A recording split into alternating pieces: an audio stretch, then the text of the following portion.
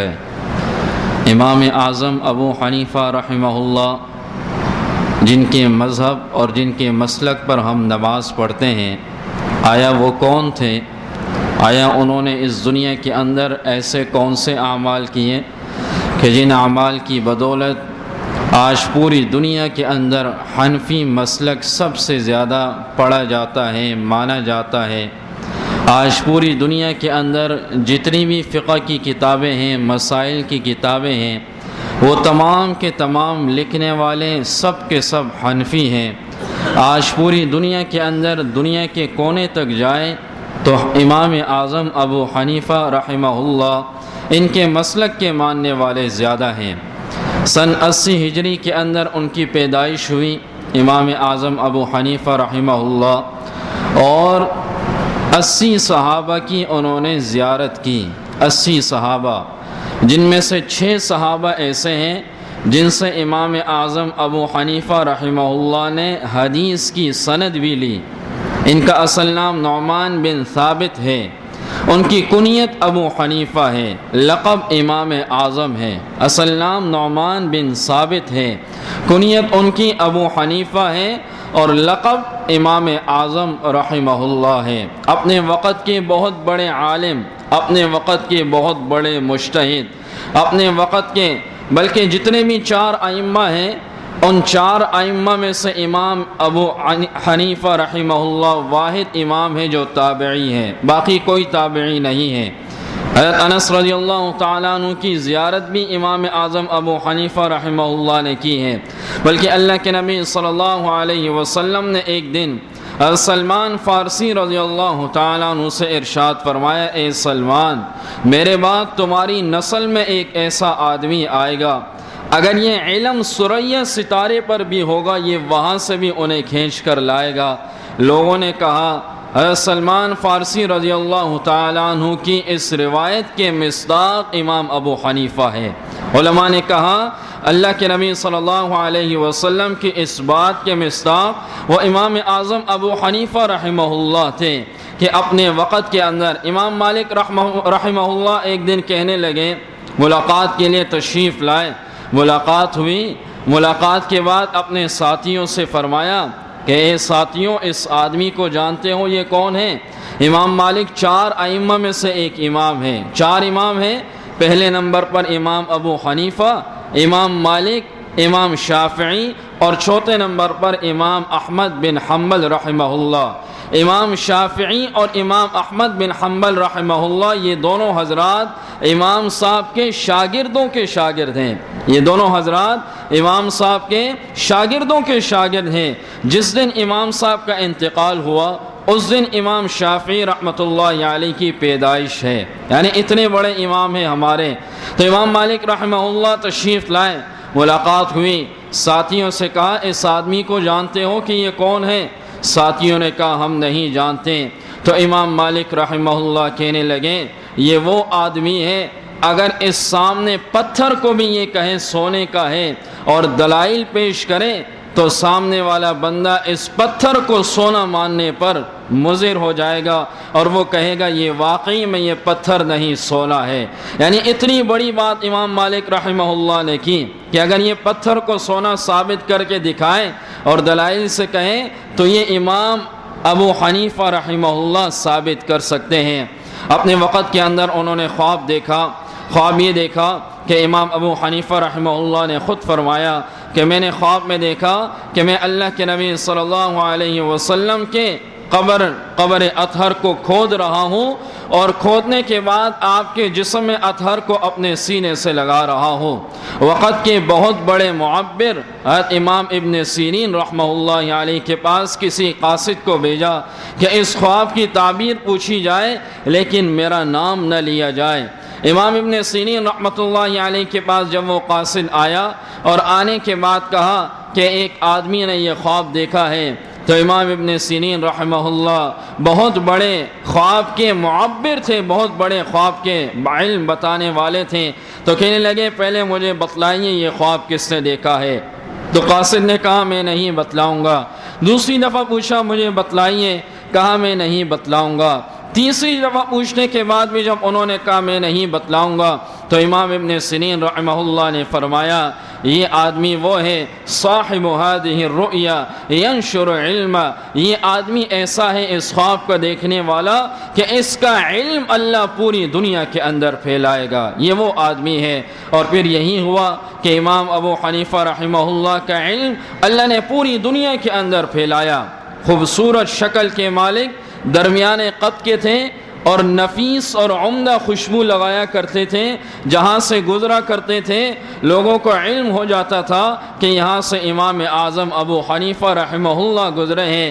ریشم کپڑے کا کاروبار کیا کرتے تھے، کپڑے کا، اور کپڑے کے کاروبار کے اندر ایک وقت انہوں نے کاروبار کے لیے صرف کیا ہوا تھا۔ سال بھر جب کاروبار کرتے تو سال میں ایک دن حساب لگاتے کہ پورے سال کی آمدنی کتنی ہوئی، لگانے کے بعد اپنے سال کا خرچہ الگ کرتے اور باقی پورا خرچہ علماء، فقہاء، محدثین اور دین کے سیکھنے والوں پر خرچ کرتے اور کہتے یہ آپ ہی کی وجہ سے میں نے یہ کمایا ہے، لہذا یہ پورا ان پر خرچ کرتے۔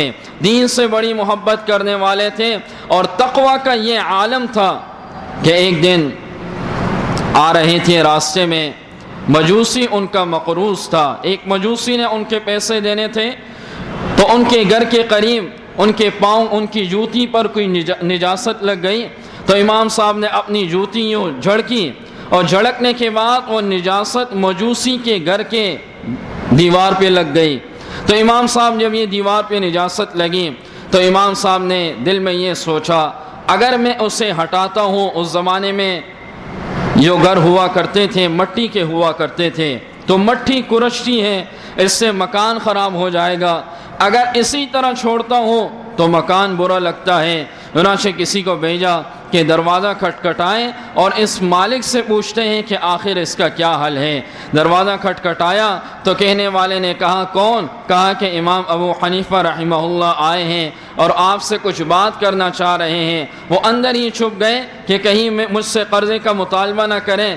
امام صاحب نے باہر ہی سے کہا میں نے قرضہ معاف کر دیا ہے، میں قرضے کا مطالبہ نہیں کرتا، آپ باہر آئیے، یہ مسئلہ ہے میں آپ کو بتلاتا ہوں۔ وہ بات انہیں بتلائی تو مجوسی امام صاحب کے تقوی کو دیکھ کر کہا میں نے اسی وقت مسلمان ہونا ہے۔ تقوی کا یہ عالم تھا، تقوی کا یہ عالم تھا کہ امام ابو حنیفہ رحمہ اللہ کپڑے کا کاروبار کیا کرتے تھے۔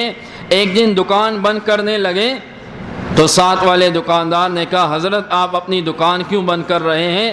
تو کہا کہ دیکھ نہیں رہے ہو اس وقت بادل آئے ہوئے ہیں اور اندھیرا ہو رہا ہے، اگر میں نے کپڑے کی دکان اسی طرح کھولی، کوئی گاہک آیا اور معمولی قسم کا کپڑا اچھا سمجھ کر اس نے لے لیا تو ایسا نہ ہو اس کا نقصان ہو جائے، کچھ اندھیرا ہو رہا ہے اس لیے میں نہیں چاہتا کسی گاہک کا نقصان ہو جائے، دکان بند کر کے تشریف لے گئے۔ تقوی کا یہ عالم تھا اور سنت سے بڑی محبت تھی۔ حضرت علی حجویری رحمہ اللہ اپنا خواب سناتے ہیں، فرماتے ہیں کہ میں حضرت سیدنا بلال رضی اللہ تعالیٰ عنہ کے دمشق کے اندر ان کے قبر کے قریب سویا ہوا تھا، کہا میں نے خواب میں دیکھا اللہ کے نبی صلی اللہ علیہ وسلم کو میں نے خواب میں دیکھا اور نبی علیہ السلام ایک آدمی کا ہاتھ پکڑ کر آگے تشریف لا رہے ہیں۔ فرمایا کہ میں نے نبی علیہ السلام کو سلام کیا، سلام کے بعد پوچھا کہ یہ آدمی کون ہے جس کا ہاتھ پکڑ کر آپ آگے آ رہے ہیں؟ اللہ کے نبی صلی اللہ علیہ وسلم نے ارشاد فرمایا یہ آدمی امام ابو حنیفہ رحمہ اللہ ہے۔ تو علی حجویری رحمہ اللہ خود بتلاتے ہیں کہ اس خواب کے بعد میں نے یہ محسوس کر لیا کہ امام ابو حنیفہ رحمۃ اللہ علیہ نبی علیہ السلام کی سنتوں سے بڑی محبت کرنے والے تھے۔ اپنی زندگی میں کبھی خربوزہ نہیں کھایا۔ کیوں نہیں کھایا؟ ایک دن تربوز لایا گیا، لانے کے بعد کسی نے کہا حضرت آپ یہ کھائیے، تو آنکھوں سے آنسو روانہ ہوئے اور روانہ ہونے کے بعد فرمایا کہ مجھے نہیں معلوم ہے، میرے نبی صلی اللہ علیہ وسلم نے اپنی زندگی میں یہ نہیں کھایا ہے، اور آپ کھاتے تو کس طرح کاٹا ہے آپ نے یہ مجھے نہیں معلوم ہے، جب نہ کھایا ہے نہ کاٹنے کا طریقہ مجھے معلوم ہے، لہٰذا میں یہ نہیں کھا سکتا۔ اتنی محبت تھی اللہ کے نبی صلی اللہ علیہ وسلم کی سنتوں سے۔ اور تقوی کا یہ عالم تھا کہ بصرہ کے اندر کسی نے کہا کہ حضرت کوئی بکریاں چوری ہو گئی ہیں اور چوری ہونے کے بعد منڈی کی بکریوں کے اندر بکریاں شامل ہو گئی ہیں، امام ابو حنیفہ رحمہ اللہ نے فوراً کسی بکری پالنے والے کو بلایا اور بلانے کے بعد کہا کہ بکری کی زیادہ سے زیادہ عمر کیا ہوتی ہے؟ انہوں نے کہا 7 سال، کیونکہ چوری کی بکریاں عام بکریوں کے ساتھ شامل ہو چکی ہیں۔ تو امام ابو حنیفہ رحمہ اللہ نے 7 سال تک پھر بکری کا گوشت نہیں کھایا۔ یہ تقوی کا ان کا عالم تھا۔ راستے میں گزر رہے تھے، خود یہ قصہ بتلاتے ہیں، کہا میں راستے میں گزر رہا تھا تو راستے میں کیچڑ تھی، ایک چھوٹا سا بچہ بھی گزر رہا تھا۔ میں نے اس بچے سے کہا اے بچے ذرا سنبھل کر چلو، کیچڑ میں پاؤں نہ پھسل جائے۔ تو کہا اس بچے نے خوبصورت جواب دیا اور جواب دیتے ہوئے کہا حضرت اگر میں پھسل گیا تو کوئی بات نہیں، میں اکیلا پھسل جاؤں گا، لیکن اگر آپ پھسل گئے تو پوری امت پھسل جائے گی، آپ پھسل گئے تو پوری امت پھسل جائے گی۔ بڑی محبت تھی عبادت سے، رات بھر عبادت کیا کرتے تھے اور دن بھر روزہ رکھا کرتے تھے اور عبادت یوں کیا کرتے تھے۔ کسی دن مجلس میں بیٹھے ہوئے تھے، لوگوں نے کہا کہ امام ابو حنیفہ پوری رات عبادت کرتے ہیں، حالانکہ اس وقت یہ عبادت نہیں کیا کرتے تھے۔ لوگوں کا حسن ظن تھا، حسن گمان تھا۔ جب یہ بات سنی اس کے بعد انہوں نے تہیہ کر لیا کہ میں رات بھر اپنے سر کے نیچے تکیہ نہیں رکھوں گا، رات بھر عبادت کیا کرتے تھے۔ ابو الفضل رحمہ اللہ فرماتے ہیں کہ میں بصرہ کی جامع مسجد میں آیا، میں نے ممبر کے پاس ایک آدمی کو دیکھا، وہ قرآن مجید خوبصورت انداز میں پڑھ رہا تھا۔ کہا میں اس کے پیچھے کھڑا ہوا، اس نے ایک پارہ پڑھا، دوسرا پارہ پڑھا، ایک ہی رکعت ہے، 10 پارے ہو گئے، 20 پارے ہو گئے۔ کہا 30 پاروں کے اندر ایک ہی رکعت کے اندر پورا قرآن اس نے پڑھا۔ کہا جب اس نے سلام پھیرا میں نے دیکھا وہ امام اعظم ابو حنیفہ رحمہ اللہ تھے۔ یہ عالم تھا۔ جب ان کا انتقال ہونے لگا، انتقال سے پہلے اپنے بیٹے کو بلایا اور بلانے کے بعد گھر کے ایک کونے میں بلایا اور کہا کہ اے میرے بیٹے یہ وہ جگہ ہے جہاں میں نے بیٹھ کر 7000 قرآن ختم کیے ہیں۔ کتنے؟ 7000 قرآن ختم کیے ہیں، یہ وہ جگہ ہے۔ 40 سال عشاء کے وضو سے فجر کی نماز پڑھی، 40 سال عشاء کے وضو سے فجر کی نماز پڑھی۔ رمضان المبارک کے اندر 3 قرآن مجید ختم کیا کرتے تھے۔ ان کے تقوی کا کیا عالم ہوگا؟ اور آج کے لوگ ہیں کہ وہ امام ابو حنیفہ رحمہ اللہ کو نہیں مانتے۔ تقلید کا مطلب کیا ہوتا ہے؟ کسی کی بات ماننا۔ تقلید کا مطلب کیا ہوتا ہے؟ کسی کی بات ماننا، کسی کی اطاعت کرنا۔ اللہ کے نبی صلی اللہ علیہ وسلم کی باتوں کو صحابہ نے مانا، صحابہ کی باتوں کو تابعین نے مانا، تابعین کی باتوں کو تبع تابعین نے مانا۔ ہم نے نہ صحابہ کو دیکھا نہ تابعین کو دیکھا، تابعین نے نبی علیہ السلام کو نہیں دیکھا، تابعین نے صحابہ کو دیکھا لیکن نبی علیہ السلام کی باتوں کو مانا۔ یہ تقلید ہوتا ہے۔ تبع تابعین نے صحابہ کو نہیں دیکھا لیکن تابعین کی باتوں کو انہوں نے مانا، اور اسی طرح یہ چل رہا ہے۔ جو حضرات کسی کی تقلید نہیں کرتے وہ یہ بتلائیں کہ وہ کس کی بات مانتے ہیں۔ آخر نبی خود چل کر آئے ہیں، آخر صحابہ قبروں سے اٹھ کر انہیں بتانے آئے ہیں کہ نماز کا یہ طریقہ ہے، وضو کا یہ طریقہ ہے، جنازے کا یہ طریقہ ہے۔ آخر کسی نہ کسی کی بات ماننی پڑے گی، کسی نہ کسی کی بات ماننی پڑے گی۔ جب بات ماننی پڑے گی تو کسی نہ کسی کی تقلید پھر ہوگی۔ بعض لوگ کہتے ہیں کہ ہم صحیح بخاری کے علاوہ کسی کتاب کو نہیں مانتے۔ جب صحیح بخاری کو مانتے ہو تو یہ بھی تو تقلید ہے۔ جب صحیح بخاری کو مانتے ہو تو یہ امام بخاری کی تقلید ہی تو ہے۔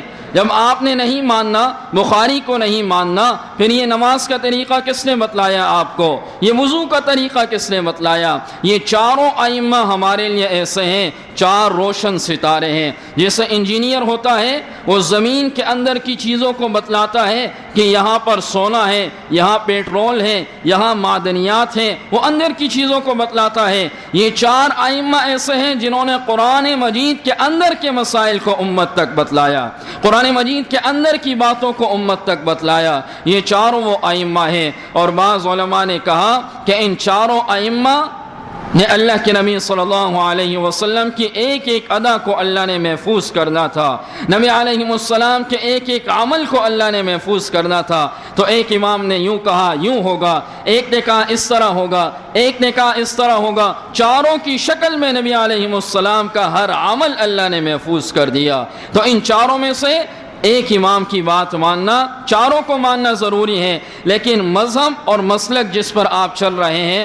وہ ایک پر چلیں گے، اور باقی جو ہوں گے ان کی بھی تعظیم کریں گے، وہ بھی ہمارے بڑے ہیں، وہ بھی ہمارے اکابرین ہیں۔ اور امام اعظم ابو حنیفہ رحمہ اللہ اولئک آبائی فجئنا بمثلہم، اپنی زندگی میں کبھی غیبت انہوں نے نہیں کی اور اپنی زندگی میں کبھی غیبت نہیں سنی۔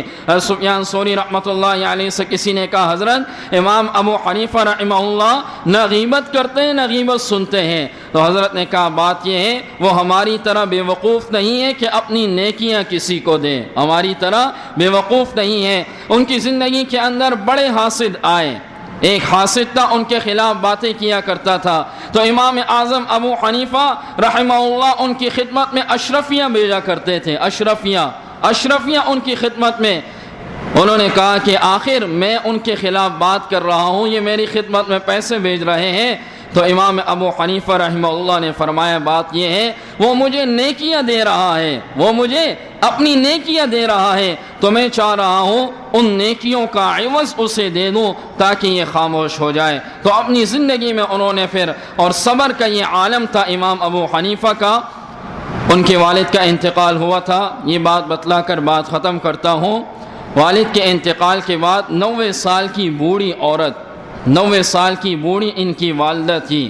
ایک آدمی آیا دروازے پر، دروازہ کھٹکھٹایا اور کھٹکھٹانے کے بعد کہا حضرت میں نے آپ کی والدہ سے نکاح کرنا ہے۔ 90 سال کی بوڑھی والدہ، اور آدمی کیا کہہ رہا ہے میں نے آپ کی والدہ سے نکاح کرنا ہے۔ امام صاحب کے صبر کا امتحان لے رہا ہے۔ امام ابو حنیفہ رحمہ اللہ نے فرمایا آپ رکیے، میں اندر جاتا ہوں، وہ بالغہ ہیں، عاقلہ ہیں، میں ان سے پوچھ لیتا ہوں وہ کیا کہتی ہیں۔ جیسے ہی جانے لگے تو تاریخ کے اندر یہ بات آتی ہے اس آدمی کا سر غیب سے کٹ چکا تھا، اس آدمی کا سر تن سے جدا ہو چکا تھا۔ جیسے ہی پیچھے دیکھا تو علماء نے کہا امام ابو حنیفہ رحمہ اللہ کے صبر نے اس آدمی کی جان لے لی۔ تو ایسے اکابرین تھے، ایسے اولیاء اور ایسے علماء اور ایسے بزرگان دین گزرے ہیں کہ جن کی زندگیوں پر ہم عمل کر رہے ہیں، آج پوری دنیا ان کے لیے صدقہ جاریہ کی شکل بنی ہوئی ہے۔ اللہ رب العزت سے دعا ہے کہ اللہ رب العزت امام ابو حنیفہ رحمہ اللہ کے نقش قدم پہ چلنے کی توفیق عطا فرمائے۔